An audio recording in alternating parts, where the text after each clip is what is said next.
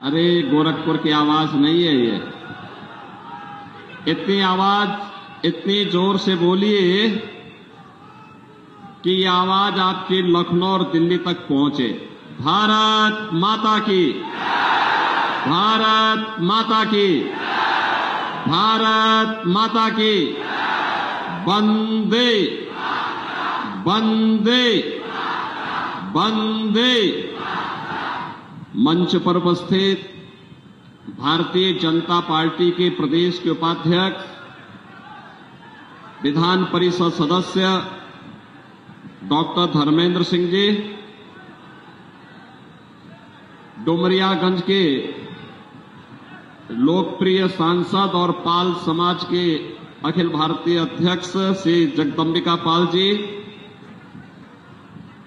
गोरखपुर के लोकप्रिय सांसद और भारतीय जनता पार्टी, निषाद पार्टी, अपना दल, सुहेलदेव राजभर पार्टी के द्वारा समर्थित लोकप्रिय प्रत्याशी श्री रविकिशन शुक्ला जी, हमारे कर्मठ जिलाध्यक्ष श्री युधिष्ठिर सिंह जी, कैंपियरगंज के लोकप्रिय विधायक श्री फतेह बहादुर सिंह जी, मत्स्य विकास निगम के अध्यक्ष श्री रमाकांत निषाद जी,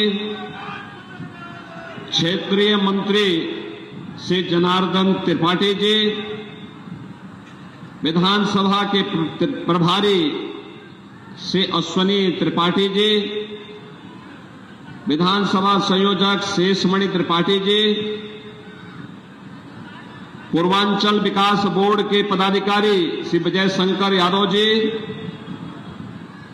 ब्लॉक प्रमुख भरोइया श्री संजय सिंह जी, ब्लॉक प्रमुख जंगल कौड़िया श्री ब्रजेश यादव जी, चेयरमैन पीपीगंज श्री लक्ष्मण विश्वकर्मा जी, ब्लॉक प्रमुख कैंपियरगंज श्री अश्वनी जायसवाल जी, एमएलसी श्री सलील बिश्नोई जी, पूर्व ब्लॉक प्रमुख गोरख सिंह जी, मृत्युंजय सिंह जी, ब्रजभूषण मिश्रा जी, महेंद्र मिश्रा जी, मकसूदन मिश्रा जी, सदानंद शर्मा जी और उत्तर प्रदेश कोऑपरेटिव बैंक के अध्यक्ष,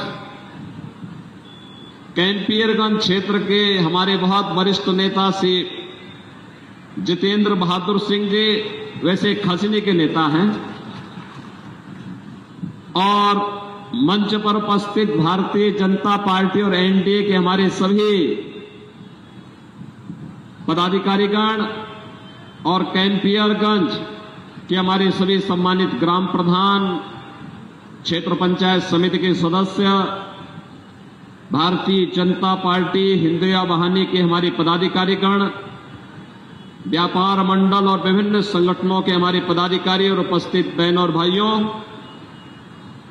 मैं सबसे पहले पूर्व मुख्यमंत्री स्वर्गीय वीर बहादुर सिंह जी की कर्मभूमि को कोटि कोटि नमन करता हूं।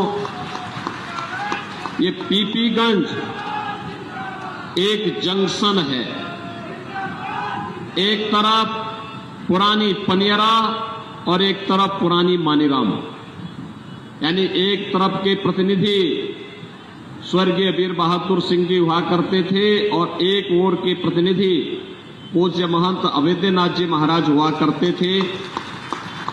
इन दोनों महापुरुषों ने जिस धरा को विकास की मुख्य धारा के साथ जोड़ करके यहां के लोगों के जीवन में परिवर्तन लाने का काम किया है, ऐसी पावन धरा को नमन करते हुए मैं आप सबका हृदय से अभिनंदन करता हूं, स्वागत करता हूं।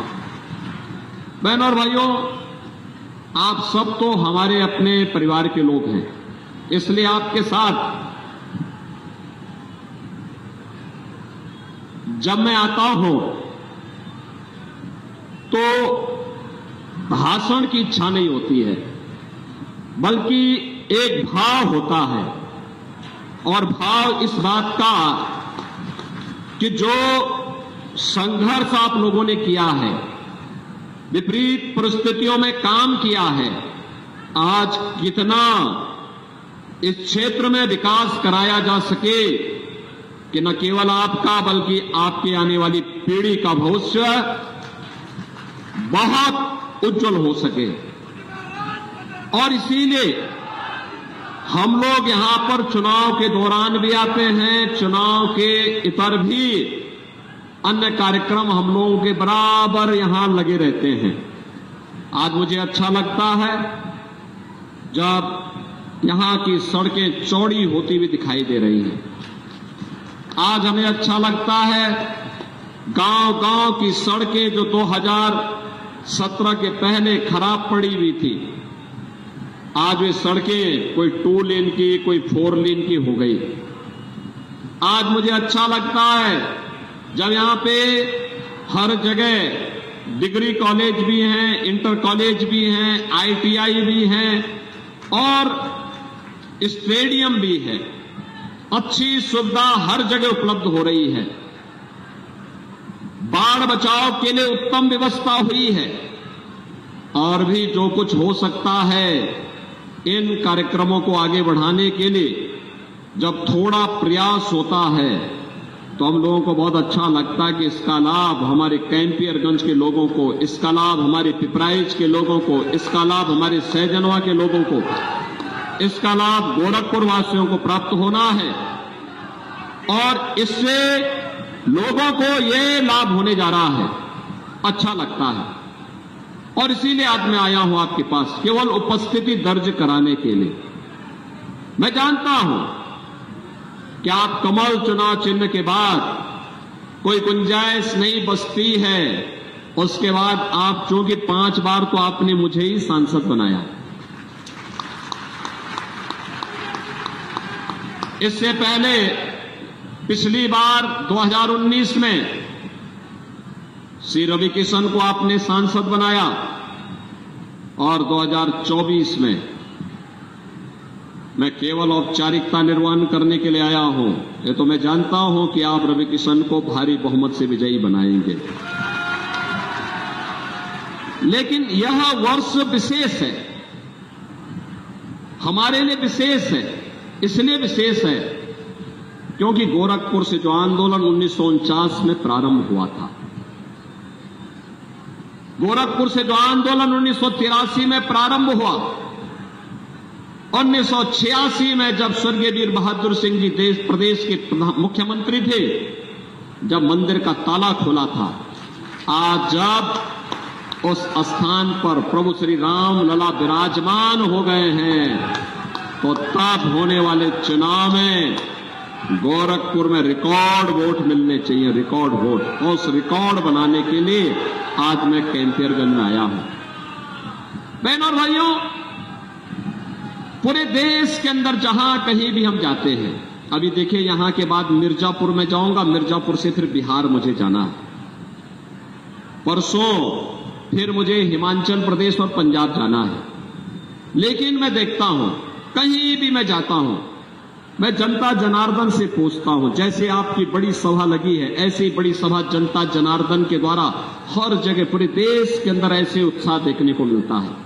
और मैं लोगों से पूछता हूं कि भाई आप लोग मोदी जी को इतना प्यार क्यों करते हैं, आप इतना बीजेपी को समर्थन दे रहे हैं, इसके पीछे कारण क्या है?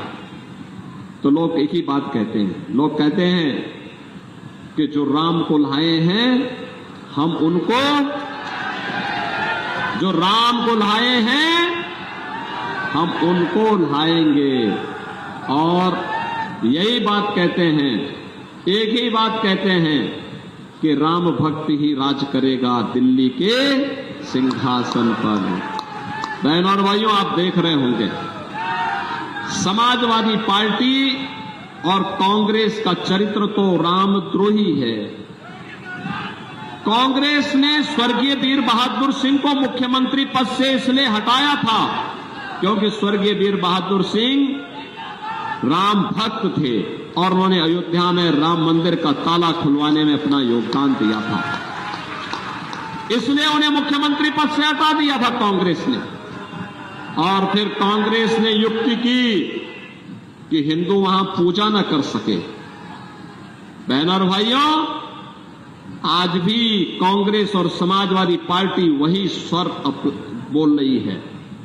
कांग्रेस कहती है राम मंदिर का निर्माण नहीं होना चाहिए था, दुनिया में संदेश गलत गया है।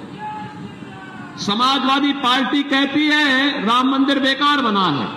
मैंने कहा भी देखो, राम मंदिर में उमड़ने वाली भीड़, श्रद्धालुओं की भीड़ बताती है कि राम मंदिर तो ठीक बना है, लेकिन तुम लोगों की बुद्धि भ्रष्ट हो गई है। तुम्हारी बुद्धि में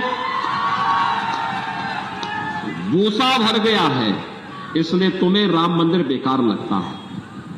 बहनों और भाइयों, राम मंदिर भारत की सनातन आस्था का प्रतीक है, और इसीलिए जब राम मंदिर की बात आती है, ये पूरा चुनाव राम भक्तों और राम द्रोहियों के बीच में जा चुका है। एक तरफ राम भक्त हैं, राम भक्त भगवान राम की सेना, आपने देखा होगा अयोध्या में प्रधानमंत्री जी के कर कमलों से जब रामलला विराजमान हुए, 500 वर्षों का इंतजार समाप्त हुआ। रामलला के विराजमान करने के पहले अयोध्या का जो इंटरनेशनल एयरपोर्ट हम लोगों ने बनाया था, उसका नामकरण मोदी जी ने महर्षि वाल्मीकि के नाम पर किया। याद करिए, अयोध्या में यात्रियों के लिए जो विश्रामालय बनाए गए हैं, रेन बसेरा बनाए गए हैं, यात्री विश्रामालय बनाए गए हैं, इसका नाम किसके नाम से है?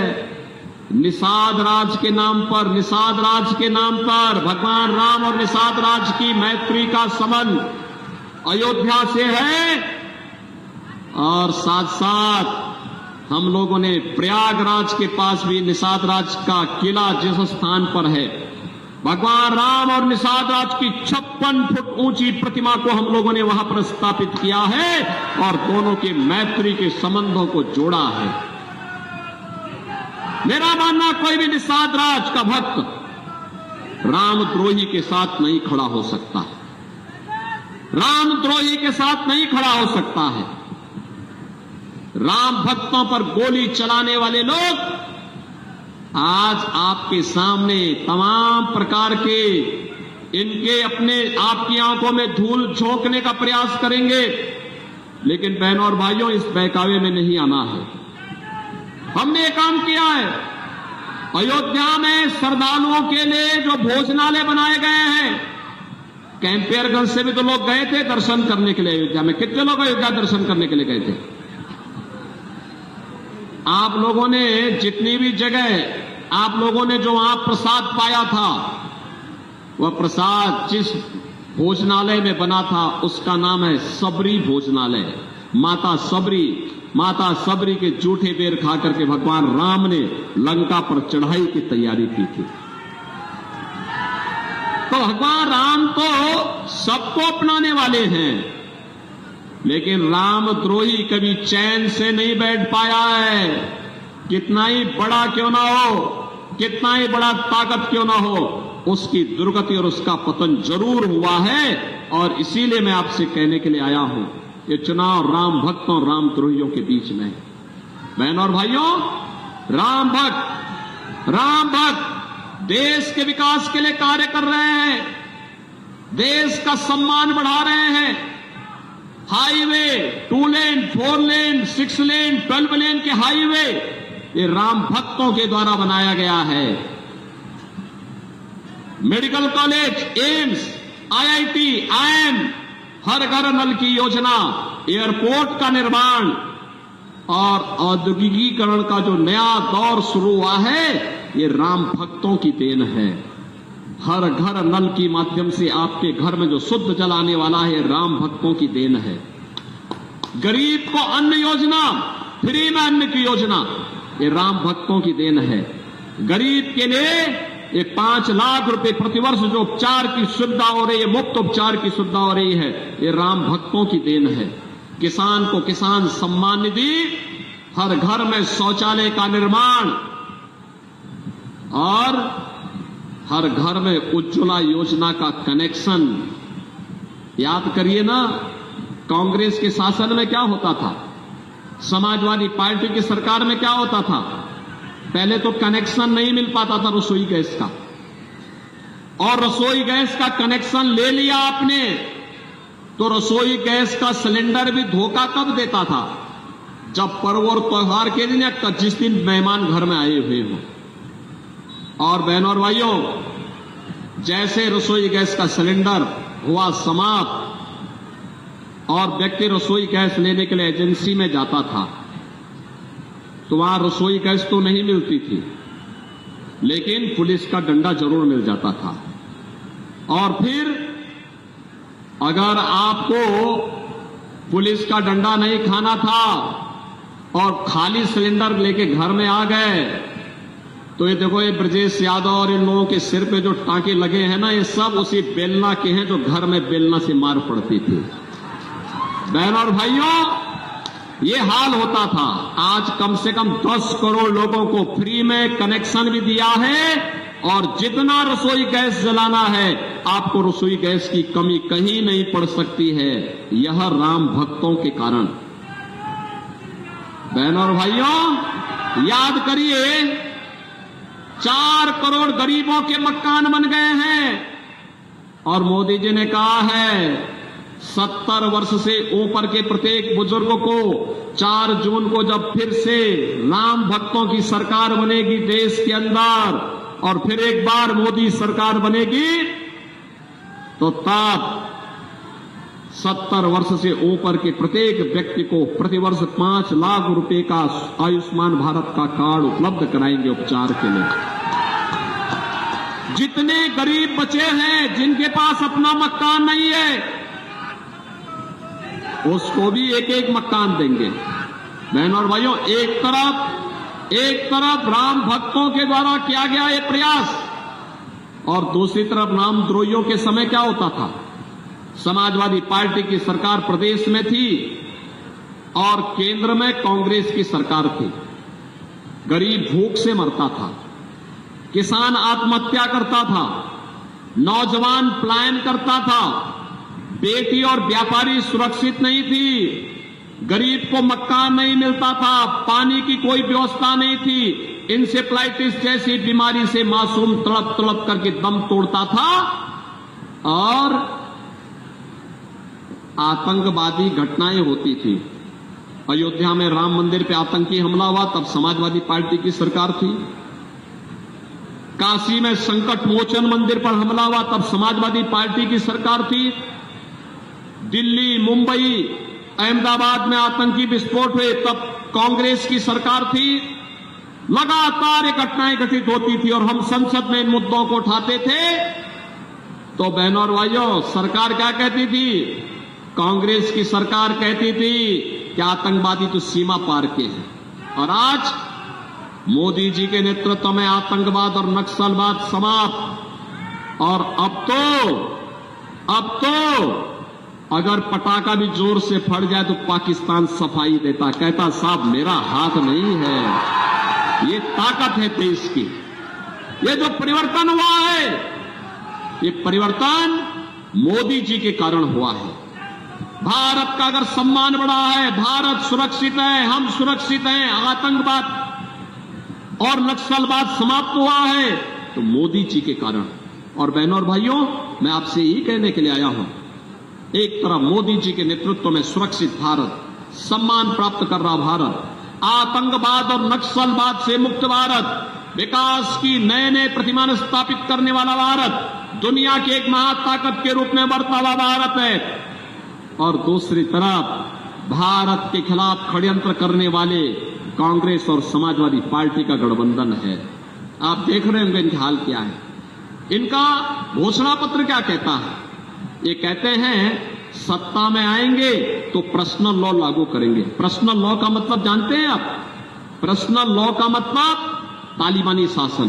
तालिबानी शासन का मतलब बेटी स्कूल नहीं जा सकती, महिलाएं बाजार नहीं जा पाएंगी, बुर्के के अंदर दुबक करके घर में रहना पड़ेगा। यह देश बाबा साहब भीमराव अंबेडकर के द्वारा बनाए गए संविधान से चलेगा। यह देश किसी शरीयत कानून से नहीं चलेगा। ये भारतीय जनता पार्टी की घोषणा है। बहनों और भाइयों, मैं आपसे कहने के लिए आया हूं, भारतीय जनता पार्टी इस बात के लिए प्रतिबद्ध है किसी भी स्थिति में बाबा साहब भीमराव अंबेडकर के बनाए गए संविधान के साथ कांग्रेस और समाजवादी पार्टी को छेड़छाड़ करने की अनुमति भारतीय जनता पार्टी नहीं देगी। मोदी जी के नेतृत्व में बाबा साहब भीमराव अंबेडकर का सम्मान हुआ। आज एक कांग्रेस और समाजवादी पार्टी सत्ता इसलिए प्राप्त करना चाहते हैं जिससे जीतेंगे तो मिलके लूटेंगे, जीतेंगे तो पिछड़े और अनुसूचित जाति के आरक्षण का अधिकार मुसलमानों को देंगे ये लोग। ये हरगिज नहीं होगा। बाबा साहब भीमराव अंबेडकर ने कहा था, बाबा साहब भीमराव अंबेडकर ने कहा था धर्म के आधार पर आरक्षण नहीं हो सकता। अगर कांग्रेस और समाजवादी पार्टी किसी मुगालते में है तो देश की जनता उनको वहां पहुंचाने का काम कर पाएगी जहां पे इन दोनों दलों को कोई नाम लेने वाला नहीं बचेगा। और इसीलिए आज मैं आपके पास आया हूं कहने के लिए, कैंपेयरगंज से नया रिकॉर्ड बनना है और उस रिकॉर्ड बनाने के लिए आज मैं आपके पास आया हूं। आप बनाने को तैयार हैं? बनाने को तैयार हैं? भाई थोड़ा जोर से दोनों हाथ आगे पीछे तक आवाज उठाओ। सहमत हैं? बहन और भाइयों, इसके लिए आपको 2 काम करने पड़ेंगे। अगले 3 दिन का समय प्रचार के लिए बचा है। ये 3 दिन का समय आप भाजपा को और भारत को देंगे। ये 3 दिन का समय, 3 दिन 3 घंटे का समय देंगे। कितने लोग देंगे? अगर आप सब देने को तैयार हैं तो मेरी बात सुनो। अगले 3 दिन आप में से हर व्यक्ति को 10-10 घर में जाना है। 3 दिन में 30 घर। 30 घर का मतलब यानी 30 घर का मतलब 150 वोटर। 3 दिन में 150 वोटर से प्रत्येक व्यक्ति को संपर्क करना है। मोदी जी का भी और योगी जी का भी संदेशा लोगों को देना है और कहना है आत्मनिर्भर और विकसित भारत के लिए, राम राज्य की संकल्पना को साकार करने के लिए, मोदी जी को फिर से प्रधानमंत्री बनाने के लिए, कमल खिलाने के लिए रवि किशन को जिताना है। बोलेंगे, लोगों को सहमत करेंगे। रवि किशन भारी बहुमत से विजयी बनकर के जाएंगे। लेकिन तब जब ये 150 वोट जिनसे आप संपर्क करेंगे अगले 3 दिन के अंदर, इसको मतदान केंद्र में ले जाकर के मतदान भी करवाना है। करवाएंगे। 10 बजे तक मतदान करवा देना है। 1 जून को कराएंगे। सहमत हैं? सभी लोग सहमत हैं?